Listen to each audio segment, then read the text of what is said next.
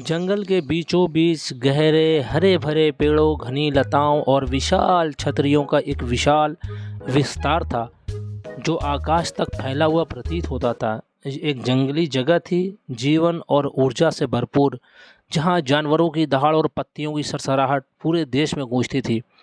इस जंगल में बंदरों का एक छोटा सा परिवार रहता था।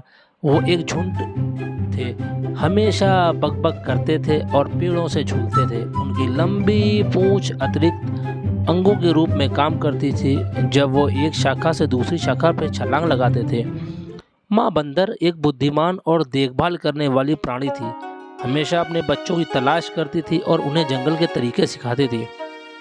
एक दिन जब परिवार खेल रहा था और भोजन के लिए चारा बना रहा था, तो उन्होंने जंगल के भीतर गहरे से एक अजीब सी आवाज़ सुनी। ये एक नीची गड़गड़ाहट की गुर्राहट थी जो उनके पैरों के नीचे की ज़मीन को हिलाती हुई प्रतीत हो रही थी।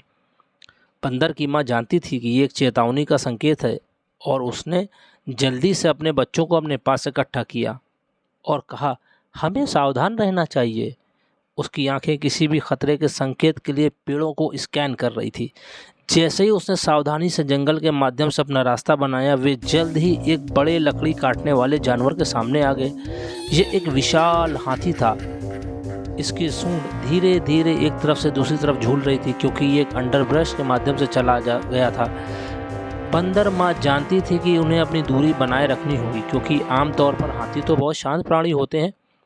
अगर उन्हें उकसाया जाए तो वे खतरनाक हो सकते हैं।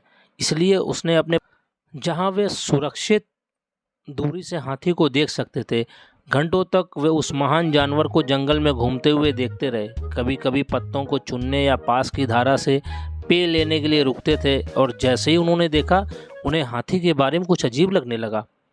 उसका तना जो पहले आलस्य से झूल रहा था, अब एक लयबद्ध तरीके से हिलता हुआ प्रतीत हो रहा था। ये लगभग ऐसा था जैसे हाथी नाच रहा हो, किसी अनसुनी ताल पर झूम रहा हो। माँ बंदर मोहित हो गई। उसने अपने बच्चों से बारीकी से देखने का आग्रह किया। आप देखते हैं, उसने कहा, यहाँ तक कि जंगल के सबसे शक्तिशाली जानवरों के पास चलने और ख़ुद को अभिव्यक्त करने का अपना अनूठा तरीका है। हमें इस जंगली और अद्भुत जगह की सुंदरता के लिए हमेशा चौकस और खुले रहना चाहिए।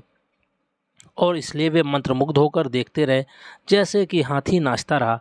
जैसे जैसे सूरज ढलने लगा और आसमान गुलाबी और नारंगी रंग का हो गया, उन्हें जंगल की सुंदरता पर आश्चर्य और विस्मय का एहसास हुआ। उन्होंने उसे घेर लिया था। इस अदम्य जंगली जगह में एक जादू और एक शक्ति थी जो दुनिया में कहीं और नहीं पाई जा सकती थी। और ये इस जादू से उसके संबंध के माध्यम से था कि बंदरों ने जंगल के दिल में शांति और अपनेपन की भावना